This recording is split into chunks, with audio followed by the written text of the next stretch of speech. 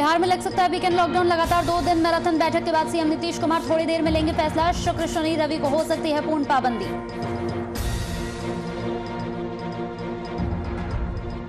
पटना के पुनपुन में जिंदा जले 4 बच्चे। चूल्हे की चिंगारी से घर में लगी आग। 3 बहनों और 1 भाई की मौत। कोरोना में घर से बाहर नहीं निकलने का कर रहे थे काम। मुजफ्फरपुर में कोरोना के आरटीपीसीआर जांच पर रोक। 4 दिनों तक कोरोना के टेस्ट पर लगाई गई रोक। 9000 आरटीपीसीआर जांच पेंडिंग। एंटीजन किट से की जा रही है मरीजों की जांच। और महाराजगंज में संक्रमण को न्योता दे रहे लोगों की लापरवाही। जांच कराने पहुंचे चुनाव प्रत्याशी का हुजूम। कोरोना गाइडलाइन की जमकर उड़ी धज्जियां।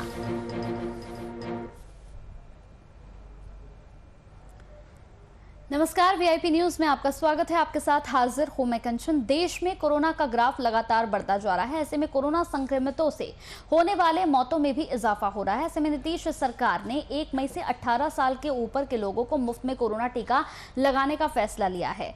साथ ही झारखंड में भी यही फैसला लिया गया है, जिसका रजिस्ट्रेशन आज से शुरू हो रहा है।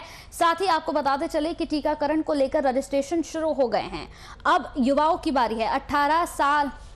18 साल से ज्यादा उम्र के लोगों को अब यहां पर ये वैक्सीनेशन दी जाएगी। इसी पर चर्चा करेंगे। हमारे साथ बिहार झारखंड के संपादक कुंदन कृतज्ञ जी जुड़े हुए हैं। इसके साथ ही पटना से हमारे संवाददाता कुमार गौतम इसी खबर पर हमारे साथ जुड़े हुए हैं। सबसे पहले मैं गौतम आपकी तरफ आऊंगी। जिस तरीके से फैसला लिया गया है कि रजिस्ट्रेशन आज से शुरू हो जाएगा, अब युवाओं की बारी है। 18 साल से ज्यादा उम्र के लोगों को अब ये वैक्सीनेशन दी जाएगी ताकि पूरे देश को इस संकट से निकाला जा सके।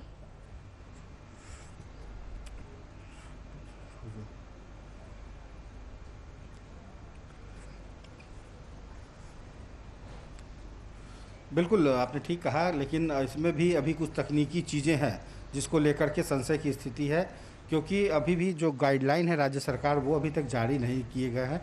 और अभी मैं जहाँ पे खड़ा हूँ वो भी एक टीकाकरण केंद्र ही है जहाँ पर सुबह से कतारें रहती है, लेकिन 45 साल से जो बड़े उम्र के लोग थे उनको टीका पड़ता था। और अभी रजिस्ट्रेशन को लेकर के जब सवाल पूछेगा तो चीज़ें हैं जो राज्य सरकार अभी तक गाइडलाइन जारी नहीं की है। लेकिन जो रजिस्ट्रेशन का ऑनलाइन जो प्रक्रिया है उसके तहत आज शाम यानी कि अभी से थोड़ी देर पहले ठीक 4 बजे से प्रक्रिया शुरू कर दी गई है। और रजिस्ट्रेशन को लेकर के वेबसाइट पे जो है लोड देखने को मिल रहा है। तो कहीं ना कहीं टीकाकरण को लेकर के अब अच्छी बात है कि पूरे देश भर में लागू किए जाएंगे, लेकिन 1 तारीख से ये शुरू होगा और रजिस्ट्रेशन आज से शुरू हो गया है। और अपनी अपनी बारी के आधार पे टीका लगवा सकते हैं। और टीका ही अब एकमात्र विकल्प है कोरोना से इस बचाव को लेकर के जी। और हम अपने सहयोगी को कहेंगे कि थोड़ा सा दिखाएं इस टीका केंद्र पर कि जहाँ की जो तस्वीरें हैं आपको क्या क्या चीज़ें लानी है या क्या है। तो अगर आपको कोविड-19 का टीका सुरक्षित है, टीकाकरण करवाने के लिए पंजीकरण अनिवार्य है। इसके अलावा आधार कार्ड, वोटर ID कार्ड या ड्राइविंग लाइसेंस, पैन कार्ड, ये इसके अलावा केंद्रीय राज्य सरकार अगर वो रिपब्लिकन लिमिटेड कंपनियों के द्वारा कर्मचारी जो जारी किया गया है वो भी ला सकते हैं। मनरेगा का जॉब कार्ड भी ला सकते हैं, पासपोर्ट। तो ये तमाम ऐसी चीज़ें हैं जिसके ज़रिए जो दस्तावेज हैं जिसके आधार पर कोई मतलब आपको जो भी चीज़ें हैं उस चीज़ों के आधार पर आप इसका इस्तेमाल कर सकते हैं और आपको एक बार टीका लगेगा। लेकिन इसके लिए आपको ये सारे डॉक्यूमेंट्स भी कम से कम कोई एक डॉक्यूमेंट्स चाहिए। तो अब ये कह सकते हैं कि अच्छी बात है 18 से जो ऊपर के लोग हैं उनके लिए वैक्सीनेशन की प्रक्रिया, उनको इंतज़ार था। बहुत लोग ये सवाल कर रहे थे कि आखिर इन लोगों तक कब तक ये मुहैया हो पाएगी। तो पहले 60 की प्रक्रिया थी, जो बुजुर्ग लोग थे, जो 60 से ऊपर के लोग थे उन लोगों ने टीका लिया। हालांकि उनमें से भी बहुत सारे लोग अभी बाकी हैं। उसके बाद 45 के ऊपर के लोग, उनमें भी बहुत सारे लोग अभी बाकी हैं। और अब 18 से ऊपर, यानी कि अब जाकर के इस बार एक युद्ध है, इस युद्ध से लड़ना होगा। इस युद्ध से लड़ना होगा और अब पूरे देश का सवाल है।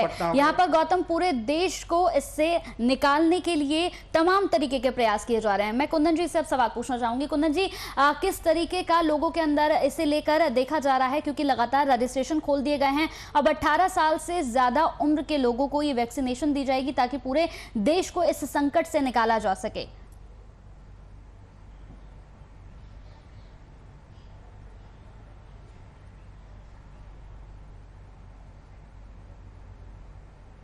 कंचन, आपके सवाल का जवाब दूं उसके पहले एक बड़ी खबर है जो चाहता हूं अपने दर्शकों तक पहुंचा दूं कि झारखंड के डिजास्टर मैनेजमेंट कंट्रोल अथॉरिटी आपदा प्रबंधन प्राधिकरण की अब से थोड़ी देर पहले बैठक समाप्त हुई। इस बैठक में मुख्यमंत्री हेमंत सोरेन, स्वास्थ्य मंत्री बन्ना गुप्ता, राज्य के मुख्य सचिव सुखदेव सिंह, साथ ही साथ स्वास्थ्य सचिव विकास आयुक्त अरुण सिंह के साथ तमाम आला अधिकारियों ने शिरकत की और फैसला लिया गया है कि स्वास्थ्य सुरक्षा सप्ताह को 1 सप्ताह के लिए और बढ़ा लिया जाएगा और साथ ही यह 6 मई की सुबह 6 बजे तक लागू रहेगा। और इस बार कड़ाइयां कुछ बढ़ा दी गई हैं। पहले दुकानें, जिन दुकानों को शाम 8 बजे तक खोलने का आदेश था, अब वह दुकानें दोपहर के 2 बजे तक ही खुली रहेंगी। साथ ही दवा दुकानों पर यह प्रतिबंध लागू नहीं होगा। तो कुछ विशेष कड़ाइयों के साथ स्वास्थ्य सुरक्षा सप्ताह को झारखंड में 1 सप्ताह के लिए और बढ़ा दिया गया है। अब मैं आता हूं कंचन आपके सवाल पर, जो आपने टीकाकरण को लेकर कहा। सबसे पहले मैं अपने दर्शकों को यह बताना चाहूंगा कि टीकाकरण की प्रक्रिया के लिए अब से थोड़ी देर पहले रजिस्ट्रेशन चालू हुआ है। रजिस्ट्रेशन प्रारंभ होने के बाद देश के ऐसे युवा या ऐसे लोग जिनकी उम्र 18 साल से अधिक हो चुकी है, वह आरोग्य सेतु ऐप या कोविन ऐप पर जाकर रजिस्ट्रेशन करवा सकते हैं। एक मोबाइल नंबर से 4 लोगों का रजिस्ट्रेशन हो सकता है। वह नजदीकी स्वास्थ्य केंद्र का चयन कर सकते हैं। वहां पर अलग अलग टाइम इंटरवल दिए गए हैं और मैं अपने दर्शकों को चाहूंगा कि उन्हें डेमोन्स्ट्रेट करके मैं दिखाऊं कि किस तरीके से वह इस आरोग्य सेतु ऐप के जरिए या कोविन ऐप के जरिए अपना रजिस्ट्रेशन करवा सकते हैं। सबसे पहले तो अगर आपके पास एंड्रॉइड का फोन है तो आप गूगल प्ले स्टोर में आप जाना होगा। अगर आप एप्पल का फोन यूज करती हैं तो ऐप स्टोर में जाकर आरोग्य सेतु ऐप को अपने मोबाइल फोन में डाउनलोड करना पड़ेगा। और जब आप आरोग्य सेतु ऐप को डाउनलोड करते हैं तो वह आपके मोबाइल का एक ओटीपी मांगता है। उस ओटीपी के बाद आपका फोन आरोग्य सेतु ऐप में रजिस्टर्ड हो जाता है। और इसमें जब आप जाएंगे तो यहां देखें वैक्सीनेशन करके एक आइकन बना हुआ है। इस वैक्सीनेशन के आइकन को जब आप क्लिक करेंगे तब यहां पर फिर दोबारा से एक मोबाइल नंबर मांगा जाएगा और उस मोबाइल नंबर को जैसे आप डालेंगे, डालने के बाद एक ओटीपी आएगा। उस ओटीपी को जब इसमें फिल करेंगे, मैं आपको यहां दिखा रहा हूं, एक ओटीपी, एक मोबाइल नंबर डालकर और उस मोबाइल नंबर के बाद एक ओटीपी आएगा। उस ओटीपी के बाद आप इस आरोग्य सेतु ऐप में आपका रजिस्ट्रेशन की प्रक्रिया जो है वह प्रारंभ होगी। अभी देखें, चूंकि 4 बजे से पूरे देश में रजिस्ट्रेशन की प्रक्रिया प्रारंभ हुई है। इस ऐप पर क्या लोड है आप देख सकते हैं, कर्सर अभी भी वेटिंग पोजीशन में है। आपको थोड़ा सा इंतजार करना पड़ेगा क्योंकि अब से थोड़ी देर पहले ही इस ऐप पर रजिस्ट्रेशन की प्रक्रिया प्रारंभ हुई है। जब आपको एक ओटीपी प्राप्त होता है तब आरोग्य सेतु ऐप पर आप अपने नजदीकी, देखें एक ओटीपी का यहां पर संकेत आया है। अगर हम इस ओटीपी के लिए करते हैं तो इस ओटीपी के बाद आप इस ऐप पर रजिस्ट्रेशन की प्रक्रिया प्रारंभ करने की शुरुआत कर सकते हैं। जैसा कि मैंने बताया कि एक मोबाइल नंबर से 4 लोगों का रजिस्ट्रेशन किया जा सकता है।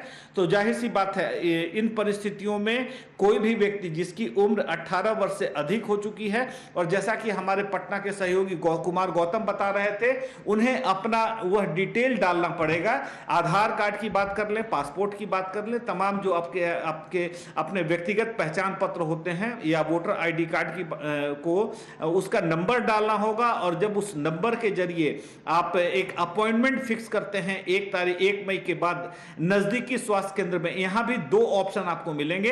एक फ्री टीका लेने का होगा, दूसरा पेड टीका लेने का होगा। पेड टीका आपको नजदीकी निजी अस्पतालों में दिए जा रहे हैं और फ्री टीका है वह सरकार के द्वारा जो टीकाकरण केंद्र बनाए गए हैं उन टीकाकरण केंद्रों पर जाकर आप फ्री टीका ले सकते हैं। राजधानी रांची में 52 जगहों को चिन्हित किया गया है जिन जगहों पर 1 मई की सुबह 8 बजे से टीकाकरण की प्रक्रिया को शुरू किया जाएगा। तो हालांकि राज्य सरकारों की भी तमाम व्यवस्था है, केंद्र सरकार भी इस प्रयास में है कि तमाम राज्यों को टीका के उचित डोज मुहैया करा दिए जाएं ताकि टीकाकरण की प्रक्रिया में कहीं से किसी प्रकार की कोई कठिनाई उत्पन्न ना हो। कंचन। चलिए, बहुत बहुत शुक्रिया कुंदन जी, आप हमारे साथ जुड़े। कुमार गौतम, आपका भी बहुत बहुत शुक्रिया, आप हमारे साथ जुड़े और तमाम जानकारी यहाँ पर आपने दी। 18 साल से ऊपर के लोगों को अब यहाँ पर टीका लगेगा, यानी कि अब युवाओं की बारी है। इससे पहले यहाँ पर सबसे बड़ी बात है कि रजिस्ट्रेशन खोल दिया गया है, आप अपना रजिस्ट्रेशन करवा सकते हैं। तो मुफ्त में लगाया जाएगा कोरोना का टीका, 1 मई से लगेगा। 18 साल से ऊपर वालों को ये टीका दिया जाएगा। यानी कि अगर आपकी उम्र 18 साल से ज़्यादा हो गई है तो अब आपकी बारी है, अब युवाओं की बारी है, आप जाकर अब ये वैक्सीनेशन लगवा सकते हैं।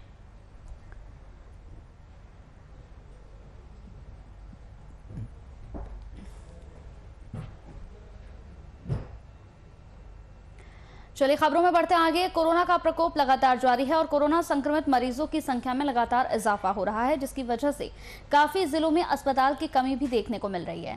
ताजा मामला समस्तीपुर का है, जहां अस्पतालों की संख्या बढ़ाने समेत अन्य मांगों को लेकर भाकपा माले के कार्यकर्ताओं ने शहर के विवेक विहार मोहल्ले में प्रदर्शन किया। मांग दिवस मना रहे हैं। ये भाकपा माले के राज्यव्यापी कार्यक्रम का एक हिस्सा है। इसके तहत हम लोग मांग कर रहे हैं कि सरकार तमाम प्राइवेट और सरकारी अस्पताल में जो कोविड पीड़ित हैं, कोविड पीड़ित के लिए 50% बेड आरक्षित करे। हर अस्पताल में हर प्रकार की दवा उपलब्ध हो, बेड की व्यवस्था हो, भरपूर ऑक्सीजन की व्यवस्था हो, डॉक्टर उपस्थित रहे। इन तमाम मांग को लेकर हम लोग आज मांग दिवस मना रहे हैं। हम लोग इस पूरी खबर पर ज्यादा जानकारी के साथ फोन लाइन पर हमारे संवाददाता कैसर हमारे साथ जुड़ गए हैं। कैसर, देश में तेजी से इस वक्त कोरोना फैल रहा है, भाकपा माले के कार्यकर्ताओं ने इसे लेकर जोरदार प्रदर्शन भी किया, अस्पतालों की संख्या बढ़ाने को लेकर यहां पर मांग की है। इसके अलावा क्या कुछ मांगे उन्होंने की है कैसर? जी, जैसा कि आप जान रहे हैं कि समस्तीपुर सहित भारत के अंदर कई राज्यों के अंदर कोरोना तेजी से बढ़ते जा रहा है और लगातार जो है कि अस्पतालों की व्यवस्था जो पूरी तरह से चरमरा गई है। गैस जो है कि अस्पतालों के अंदर जो ऑक्सीजन सिलेंडर है उसकी कमियां देखने को मिल रही है। समस्तीपुर के अंदर भी इसी तरह का मामला जो देखने सामने आ रहा है, इसी को लेकर जो भाकपा माले द्वारा जो है राष्ट्रव्यापी के तहत हड़ताल के तहत जो इन्होंने आज के जो इन्होंने विरोध प्रदर्शन किया, इनका साफ तौर पे जो कहना है कि जो समस्तीपुर के अंदर सभी निजी अस्पताल हो या सरकारी अस्पताल हो, सभी में 50% बेड की सुविधा होनी चाहिए। जो भी मरीज है उनको पूरी सुविधा मिलनी चाहिए, जिससे कि उन्हें इस लड़ाई के अंदर जो है उनका जो है कि कहीं ना कहीं जो है कि वो अपनी व्यवस्था को पूरी तरह से, समस्तीपुर से व्यवस्था चरमरा गई है, उसको लेकर जो भाकपा माले ने इस बात को लेकर प्रदर्शन किया। जी चलिए, बहुत बहुत शुक्रिया कैसर इस पूरी खबर पर हमारे साथ जुड़ने के लिए।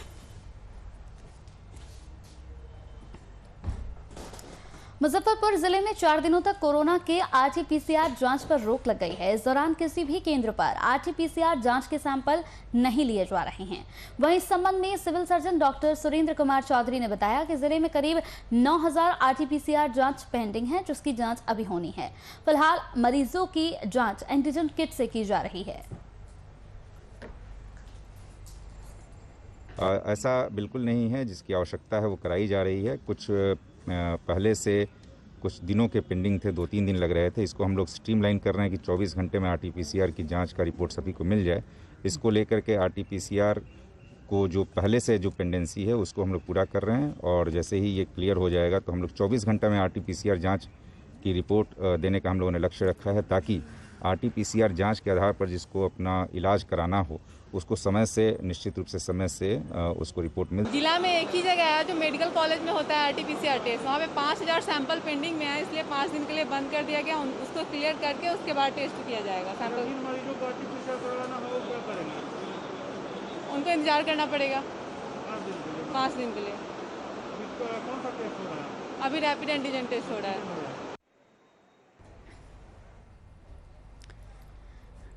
इस पूरी खबर पर ज्यादा जानकारी के साथ संवाददाता शिवशंकर हमारे साथ फोन लाइन पर जुड़ गए हैं। शिवशंकर, 4 दिनों तक कोरोना के टेस्ट पर यहां पर रोक लगा दी गई है। लगभग 9000 आरटीपीसीआर जांच को यहां पर पेंडिंग छोड़ दिया गया है। क्या कुछ अपडेट है इस पूरी खबर पर?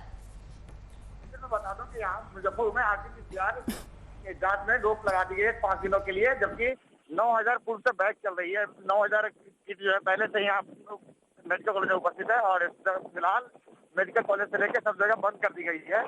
अब देखना यह है कि जिलाधिकारी भी बोलते हैं, बताया कि जिलाधिकारी प्रणव कुमार ने बताया कि इस पर अब विलंब कार्रवाई की जाएगी, लेकिन अब देखना यह होता है कि कब तक ये चालू होती है जी। और पेशेंट जो है दर की ठोकरें खा रहे हैं जी। चलिए, बहुत बहुत शुक्रिया हमारे साथ इस पूरी खबर पर जुड़ने के लिए।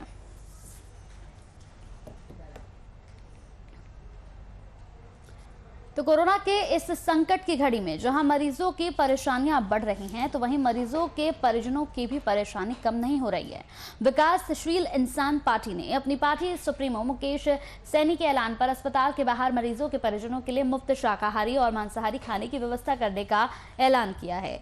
इसके साथ ही पार्टी प्रवक्ता उज्जवल आनंद ने अपील की है कि इस आपदा की घड़ी में सब लोग सहयोग करें।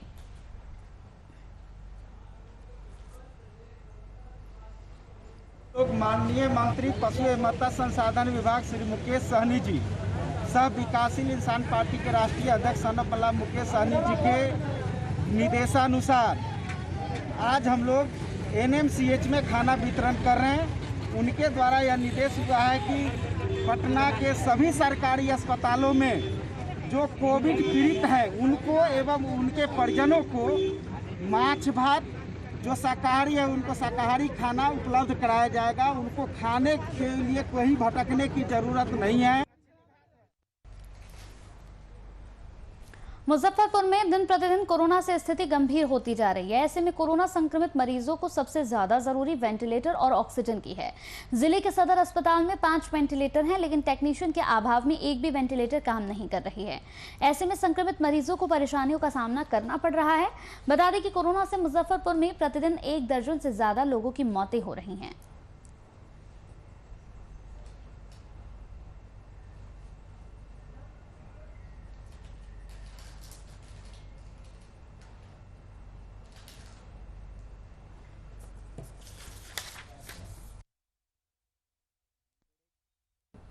भागलपुर जिले में कोरोना संक्रमण के बीच दवा दुकानदारों की ओर से दवा की कालाबाजारी किए जाने की शिकायत बार बार मिल रही थी, जिसके बाद जिलाधिकारी के निर्देश पर ड्रग इंस्पेक्टर की तरफ से यहां पर महावीर मेडिकल हॉल में छापेमारी की गई। औषधि निरीक्षक जितेंद्र कुमार सिन्हा के नेतृत्व में चलाए गए छापेमारी अभियान के दौरान दुकान से ग्राहकों को यहां कच्चा चिट्ठा पर दवा दिए जाने वाले पैड और एक ऑक्सीमीटर को भी बरामद किया गया। फिलहाल आगे की कार्रवाई की जा रही है। हुआ कि इनके द्वारा ग्लव्स का बिल नहीं दिया गया और ऑक्सीमीटर का भी बिल नहीं दिया, जिसे साथ सीज कर लिया गया। और बाकी सहायक औषधि नियंत्रक के द्वारा कार्रवाई किया जाएगा। किस तरह की कार्रवाई होगी? लाइसेंस सस्पेंड होगा या कैंसिल होगा, दोनों में से कुछ। सर ऑक्सीमीटर की बात आ रही है, अधिकतर ग्राहकों को यहाँ से घुमाया गया है और क्या ऑक्सीमीटर बरामद हुई है? एक ऑक्सीमीटर बरामद हुआ। क्या कार्रवाई होगी सर? कुछ भी हो सकता है, वो सहायक औषधि नियंत्रक करेंगे, चाहे कैंसिल भी हो सकता है, सस्पेंड भी हो सकता है। महाराजगंज जनपद में लोगों की लापरवाही कोरोना संक्रमण को न्योता दे रही है। लोगों की लापरवाही का ताजा नजारा कोरोना जांच केंद्र में देखने को मिला, जहां जांच कराने पहुंचे पंचायत चुनाव के प्रत्याशी और समर्थकों का हुजूम उमड़ पड़ा। इस दौरान वहां मौजूद लोगों ने तमाम नियमों को ताक पर रखकर कोरोना नियमों की धज्जियां उड़ाई। इस दौरान मौके पर मौजूद स्थानीय पुलिस लगातार सोशल डिस्टेंसिंग का पालन करवाने के लिए यहाँ प्रयास कर रही है, लेकिन इसके बावजूद भी लोग मानने को तैयार नहीं।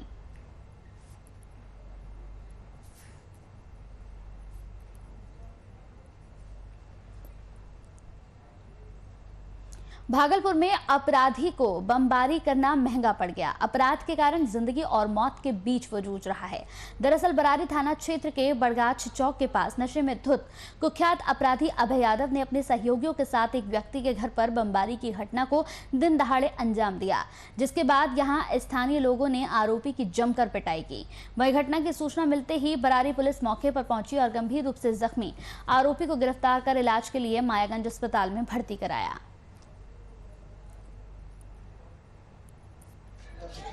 तो 3 आदमी पूरा लोड में आ रहे थे और मेरे घर पे बम मारे और उधर से फिर दोबारा आए तो देखे मैंने अभय यादव थे और 3 और आदमी थे जो अनजान थे। मैंने उनको नहीं पहचाना। क्या कारण पता नहीं क्या था। उधर से आया और मेरे घर में बम मार के गया। पुलिस आई थी। पुलिस आई थी, हाँ, पुलिस ने अपना काम किया, उसको पकड़ाया, कोई ने पकड़ाया, सब भाग गया था। फिर दोबारा जो हुआ है उसके बाद पुलिस को फोन किया, पुलिस फिर आई, तब पुलिस ले गई। तो इस कोरोना काल में भी बिहार में कोरोना काल में तमंचे पर डिस्को की खबरें लगातार सुनने और देखने को मिल रही है। ताजा मामला मुजफ्फरपुर का है, जहां बारात में तमंचे पर डांस करते एक युवक का वीडियो तेजी से सोशल मीडिया पर वायरल हो रहा है। वीडियो में साफ तौर पर देखा जा सकता है कि ट्रॉली पर लाल रंग की यहां पर लाइटों के बीच भोजपुरी गाने पर एक युवक हाथ में पिस्टल लिए नाचता हुआ नजर आ रहा है। वीडियो वायरल होने के बाद पुलिस ने तुरंत इसे संज्ञान में लिया और सिटी एसपी राजेश कुमार को इसकी जांच के आदेश दे दिए हैं।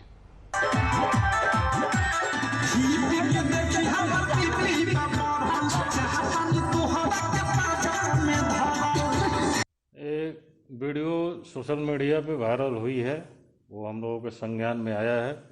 पता चला है कि बोचहा थाना क्षेत्र से संबंधित वीडियो है। थानाध्यक्ष को इस संबंध में जांच कर आवश्यक कार्रवाई करने हेतु निर्देशित किया गया है। थानाध्यक्ष अपने स्तर से कार्रवाई कर रहे हैं।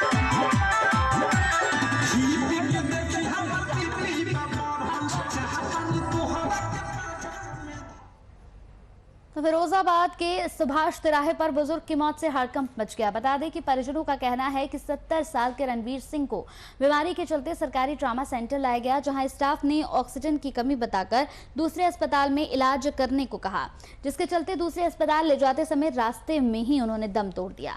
घटना ने एक बार फिर से सरकारी दावों की सच्चाई खोल कर रख दी है। लेके आए थे इमरजेंसी में ट्रामा सेंटर में, वहाँ पर टेबल पे एक बोतल लगा दी उनने और वहाँ रजिस्टर में नाम लिखा हुआ रणवीर सिंह। क्या बोल क्या दिया था वहाँ से? उन्होंने कह दी ऑक्सीजन खत्म हो गई, आप बाहर कहीं भी लेके जाओ उनको। फिर ये हालत कैसे हुई है यहाँ पे? गाँव में लेटर लगी हुई थी, हम वहाँ से बैटरी वाले में लेके आए जहाँ उनकी बहन आ रही कुर्री से, तब हम उनके पास ले जाएंगे। वो कहीं होम हॉस्पिटल बता रहे बोले वहाँ भर्ती करा देंगे। तो कोरोना के साथ अन्य मरीजों की बढ़ती संख्या के कारण रायबरेली जिला अस्पताल बेड की कमी से जूझ रहा है। वहीं डॉक्टर मरीज और उनके परिजनों के साथ अभद्र व्यवहार करते हुए नजर आ रहे हैं, जिसकी वजह से हालात बेकाबू होते जा रहे हैं। ऐसा ही एक मामला रायबरेली जिला अस्पताल में सामने आया, जहां गंभीर हालत में कोरोना ग्रस्त महिला मरीज जिला अस्पताल पहुंची, लेकिन जिला अस्पताल में इमरजेंसी के डॉक्टर ने मरीज को बेड नहीं दिया। मरीज की मौत हो गई। डॉक्टर की मनमानी से मरीज के परिजन काफी ज्यादा नाराज हो गए और डॉक्टर पर दबाव बनाने लगे, जिसके बाद इमरजेंसी के डॉक्टर एमपी सिंह ने परिजनों के साथ हाथापाई की। कोरोना महामारी को लेकर जहां एक और त्राहिमाम मचा हुआ है, वहीं रायबरेली का जिला अस्पताल इस समय चर्चा का विषय जरूर बना हुआ है। अभी कुछ देर पहले ही यहां पर एक मरीज के इलाज को लेकर काफ़ी बवाल हुआ। पुलिस प्रशासन तक यहाँ पर आया, एडीएम प्रशासन आए, सीएमएस महोदय भी आए, लेकिन आखिरकार उस मरीज को अपनी जान से हाथ धोना पड़ा।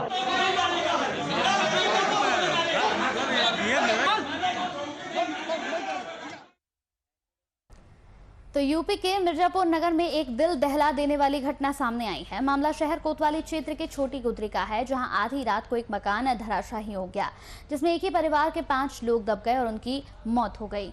मौके पर पुलिस और फायर ब्रिगेड के जवान राहत और बचाव कार्य में लगे रहे। साथ ही साथ पुलिस ने मदद के लिए यहां पर 2 शवों को यहां पर पुलिस की मदद से निकाला गया। जिलाधिकारी ने मृतकों के परिजनों को मुख्यमंत्री राहत कोष से 2-2 लाख रुपए देने की बात कही है। थाना कोतवाली शहर के सामने एक कमरे की छत गिरने की बात बताई गई है और सूचना पर तत्काल पुलिस, फायर सर्विस के जवान, नगर पालिका के लोग एम्बुलेंस मौके पर आई है। राहत कार्य जारी है। मौके से 2 लोगों को निकाला गया है। लोग अभी कितने लोग उसमें दबे हुए हैं सर? अभी उसको एक बगल वाले से बात हुई थी, उसने बताया कि इस कमरे में 5 लोग रहते थे। देखिए, ये एक परिवार के 5 लोग मकान में रहते थे और एक कमरे की छत उसमें गिर गई और सभी उसी में सो रहे थे। उसमें से 3 बच्चे थे और 2 पति पत्नी थे। तीनों बच्चों के जो शव है वो रिकवर किए जा चुके हैं और जो पत्नी थी उनका भी शव रिकवर किया जा चुका है। जो पति है उनके लिए अभी रेस्क्यू हमारा चल रहा है और बहुत ही दुर्भाग्यपूर्ण घटना है और माननीय मुख्यमंत्री जी द्वारा इसमें 2-2 लाख रुपए प्रत्येक मृतक को कुल 10 लाख रुपए की आर्थिक सहायता की भी घोषणा की गई है। इसी के साथ VIP न्यूज़ में मेरे साथ इतना ही।